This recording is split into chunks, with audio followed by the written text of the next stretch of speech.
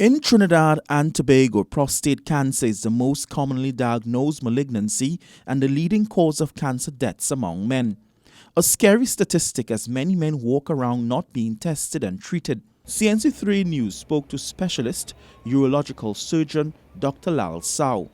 Dr. Lal Sao is a local urologist who has advanced the practice and research of urology throughout the Caribbean. As the numbers increase and men remain fearful of being tested, Dr. Sao has announced two new technologies that will make testing more accurate for doctors. Although we are on the cusp of a very interesting and exciting time, we've had two major drawbacks in accurately diagnosing prostate cancer over the years. One is the imaging modality, and the other one is the confirmatory biopsies.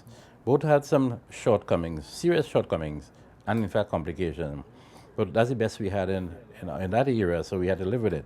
Fortunately for now, both in our imaging side of things, our colleagues now in imaging have more precise imaging available using an MRI machine, magnetic resonance imaging.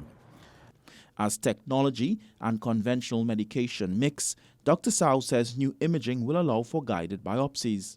So here you are faced with a beautiful image, accurate image, fairly accurate image, but you can't use that image in the conventional way to biopsy the prostate. So what does technology do? Very smartly.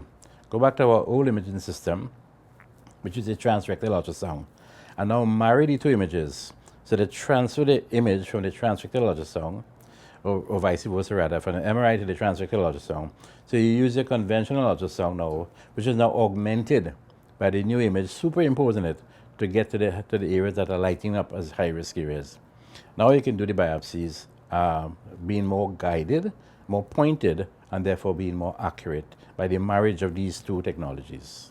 Dr. Sao says he's very particularly concerned about the incidence of mortality in the sister isle of Tobago. From Pittsburgh, did some very, very seminal studies in Tobago, and their figures show that the incidence per 100,000 population, people in Tobago, is highest in Tobago than in most parts of the world. I'll show you the numbers are there. 190 patients per 100,000 patients, population. He wants the conversation to change. Dr. Sao listed a simple process of detection. So the digital rectal exam starts the process, and then of course the blood test, the PSA. And when the combination of both or either or is abnormal, you go to the next stage, which is the imaging we spoke about. And then the imaging now will help the doctor determine should this patient be biopsied or not. And if he should be biopsied, now we go to the new biopsy, the transperineal, which reduces the risk of infection, and then that's the end of the diagnostic armamentarium. Dr. Sao commended Prime Minister Dr. Kit Rowley for coming out publicly and saying he got his prostate checked.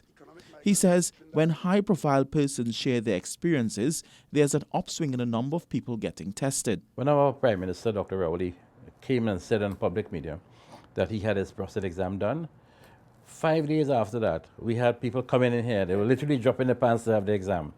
But you know, we are a 5-day wonder country. On the 6th day and thereafter, where did these old men go? They disappeared.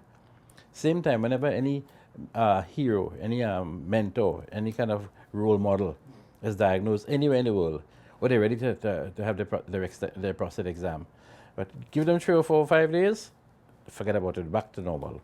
Otto Carrington, CNC3 News.